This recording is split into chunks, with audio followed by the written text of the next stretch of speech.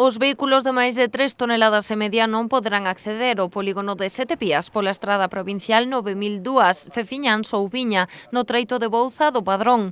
Coa intención de mellorar a seguridade viaria, os camións terán que desviarse pola PO 300. Hacia o outro lado temos a carretera autonómica, a PO 300, que é unha carretera moito máis ancha, con arcéns, con cunetas, e que está en mellores condicións para que pasen os vehículos pesados por aí e non polo vial provincial, donde, como decíamos antes, hai unhas aceras moi estreitas e os veciños aí se producían situacións de perigo, de que hai casas que prácticamente están pegadas ao carril de circulación. Con este obxectivo, a Deputación de Pontevedra instalou a petición do Concello 2 sinais indicativos para prohibir o paso deste tipo de vehículos. Así as cousas, o Goberno local contempla excepcións. Ali hai unha iglesia en Ouviña e a veces cando hai un funeral, un enterro, ten que pasar un bus e obviamente que esa excepción evidentemente que se vaya a considerar e se vaya a permitir, e tamén nese tramo tamén hai algún veciño que teñen algunha empresa de floristería que tamén teñen vehículos de máis de 3,5 toneladas